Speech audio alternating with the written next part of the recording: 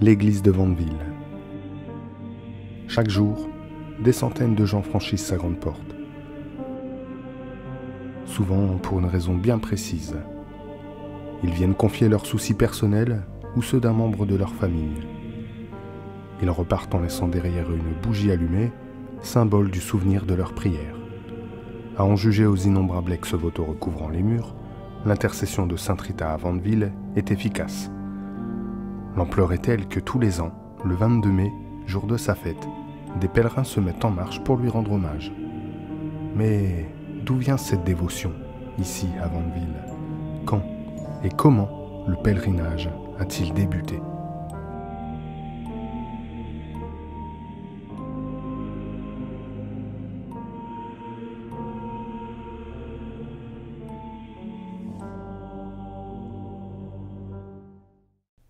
Nous sommes en 1875. Après 10 années de constructions et de travaux, les Vandevillois ont enfin leur église. Les derniers vitraux viennent d'être posés, l'église peut maintenant accueillir les paroissiens comme il se doit. Autour de l'église, il n'y a rien du tout. Nous pouvons encore le constater sur ces photographies de 1890. Sur ce panorama de Vandeville réalisé peu de temps avant la Grande Guerre, on peut remarquer que l'église est à l'extrémité du village. On est bien loin de l'environnement d'aujourd'hui. D'ordinaire, les églises se trouvent au centre de la ville. Pourquoi n'est-ce pas le cas à Vandeville? Pour cela, il faut remonter le temps. Et revenons quelques années avant la Révolution. Il y a seulement un peu plus d'un siècle qu'est devenu français le Nord-Pas-de-Calais d'aujourd'hui. Concentrons-nous sur l'île, et plus précisément au sud de la ville. On peut retrouver Vandeville, encore orthographié Vanduil sur la carte. Ce nom est un héritage du Moyen-Âge. C'est ainsi que s'appelait Vandeville en l'an de grâce 1245. Jusqu'à la Révolution, Vandeville n'était pas une ville à part entière et ne possédait donc pas sa propre église. Les villageois dépendaient de la paroisse de l'Équin. Il leur faudra attendre 1865 pour espérer obtenir leur propre église. Le 21 septembre, un terrain à l'entrée du village est acheté par la commune. Il servira à la construction de l'église, du presbytère et du cimetière. Plusieurs architectes proposeront leur projet, mais c'est celui de Jean-Baptiste Leroy qui sera retenu. Il travaille depuis quelque temps avec son frère, Charles.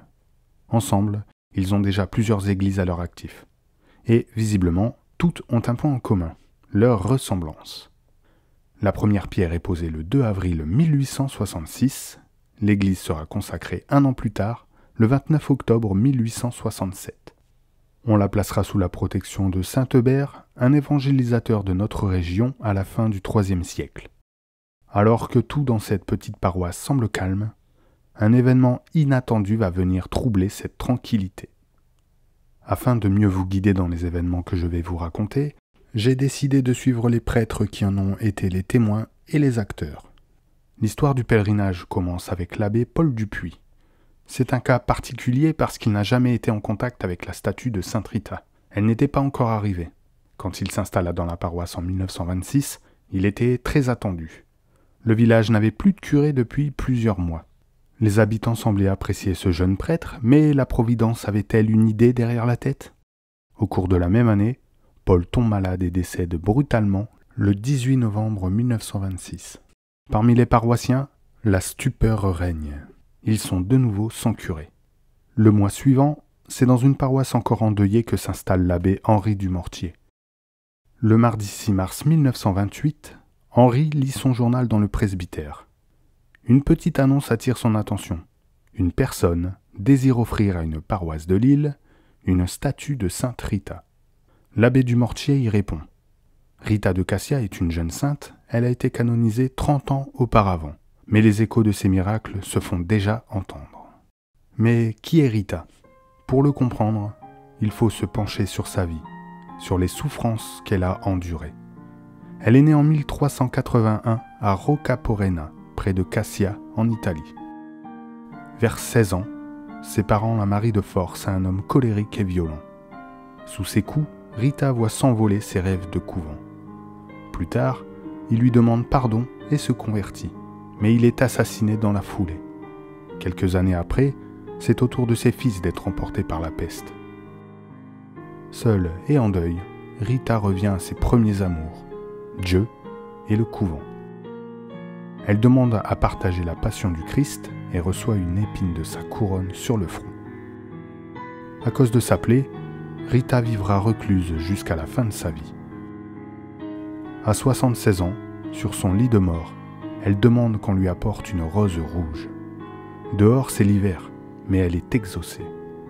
En retraçant les grandes lignes de sa vie, on comprend que Rita doit avant tout sa sainteté à sa profonde humanité. Épouse, mère, veuve et religieuse. Henri rencontre la bienheureuse donatrice. Elle lui explique qu'elle devait l'ouverture de son magasin dans la rue d'Arras à Lille, 1 an plus tôt, à la suite d'une demande faite auprès de sainte Rita. Cette dame s'appelle Jeanne d'Hypersaint. Elle est née à Bruges en 1888 et est la fille d'un instituteur à la retraite. Dans les jours qui suivirent, depuis la gare de Lille, la statue fut acheminée vers Seclin, plus proche de Vandeville. Le reste du trajet devait se faire en charrette tirée par un cheval. Et pour la ramener à bon port, la famille Delbecq, des agriculteurs dont la ferme était proche de l'église, se porte volontaire pour faire le voyage. Et, aussi surprenant que cela puisse paraître, ce n'est pas le père de famille qui l'entreprit, mais les 2 jeunes frères, Omer et Alfred. Le jour du voyage, ils n'étaient âgés que de 12 et 15 ans. La fête de Sainte Rita a lieu chaque année le 22 mai. Dans son journal, l'abbé du Mortier indique, à la date du 20, la bénédiction solennelle de la statue et de l'autel installée au fond de l'église. Autre détail important, pour la première fois dans son journal, il indique qu'à l'issue de cette messe, les fidèles pourront vénérer les reliques. Serait-elle donc arrivée en même temps que la statue ? Nous ne savons malheureusement plus grand-chose des reliques que possède le sanctuaire. Il s'agirait d'un morceau d'étoffe arrivé du monastère de Rita à Cassia. À l'époque, elles étaient présentées occasionnellement dans cette magnifique chasse. Plus tard, et pour éviter qu'elles soient volées, elles seront mises là où nous les connaissons aujourd'hui. De ce jour décisif, il ne reste plus que des souvenirs oubliés. Mais j'ai réussi à mettre la main sur cette photographie. Voici l'intérieur de l'église, ce 20 mai 1928. Elle est spécialement décorée pour l'occasion. Petit détail amusant, toutes les chaises sont retournées vers le fond de l'église, vers l'autel de Sainte Rita. Retenez-le bien, nous y reviendrons tout à l'heure. Qui aurait pu croire, à l'époque, qu'une telle ferveur autour de Sainte Rita de Vandeville rendrait cette humble paroisse si exceptionnelle que des pèlerins y rentreraient par centaines, quotidiennement et jusqu'à aujourd'hui, 94 ans plus tard. De ce jour, il reste aussi cet ex-voto, déposé par Jeanne d'Hypersaint elle-même. C'est le tout premier qui fut installé et il se trouve aujourd'hui parmi des milliers d'autres. Le 1er novembre 1930, l'abbé Gaston Maerten remplace Henri Dumortier. J'ouvre une parenthèse. J'ai réussi à rassembler les photographies de l'ensemble des prêtres dont je vous parle aujourd'hui. Tous, sauf Gaston. Alors, si jamais vous possédez une photo de lui qui traîne au fond d'un tiroir, pensez à moi. Fin de la parenthèse. Ce prêtre plutôt discret n'en sera pas moins important. Le 27 avril 1932, il reçoit ce document signé de la main des représentants du cardinal Liénard. Et, si on remet toutes les lettres dans l'ordre, il s'agit d'un décret annonçant officiellement la création de la confrérie de Sainte Rita, sous la responsabilité de l'abbé Gaston et de tous ses successeurs. Malheureusement, Gaston Maerten n'aura pas d'autre rôle dans la confrérie que sa création. Malade, il quitte le diocèse de Lille et deviendra vicaire de la cathédrale de Nice.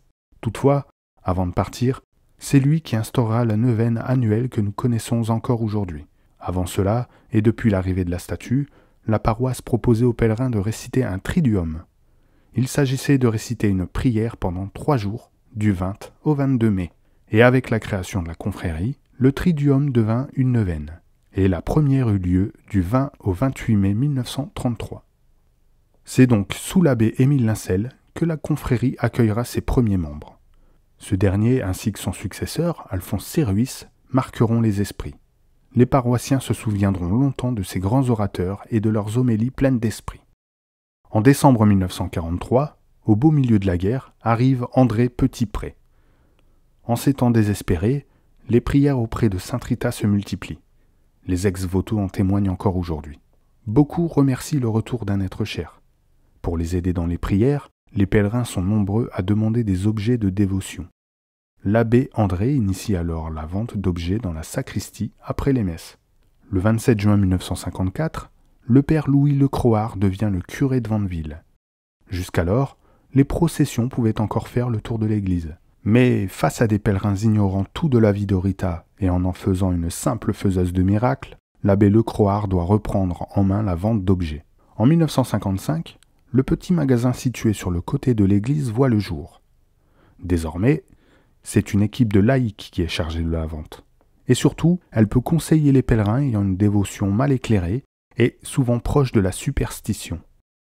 Devenu trop petit, un nouveau magasin vient d'ouvrir ses portes afin d'accueillir mieux encore les pèlerins, toujours aussi nombreux. Le dernier prêtre dont je vais vous parler aujourd'hui est l'abbé Léon Fourligny. Il est arrivé à Vandeville le 22 décembre 1963 et restera pendant 16 ans dans la paroisse. Ce prêtre va changer de vieilles habitudes. Par exemple, c'est lui qui décide d'arrêter d'accepter les ex-voto. Ils sont si nombreux qu'ils recouvrent presque entièrement les murs de l'église. Autre fait important, rappelez-vous, en 1928, la statue a été placée au fond d'église sur un autel spécialement aménagé. Au tout début des années 50, ce même autel fut restauré sous le ministère de l'abbé Petitpré. En 1966, l'abbé Fourligny en eut assez de cet emplacement. Les chaises étaient constamment retournées et, même pendant la messe, les pèlerins tournaient sans cesse le dos au tabernacle et l'officiant. C'était décidé, Sainte Rita devait gagner une place plus convenable.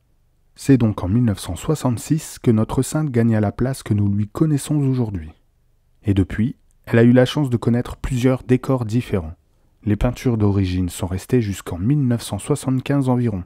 Elles dataient de la création de l'église et avaient été réalisées par Gérard Thibault, illustre peintre de la paroisse qui avait voulu laisser son empreinte dans l'église.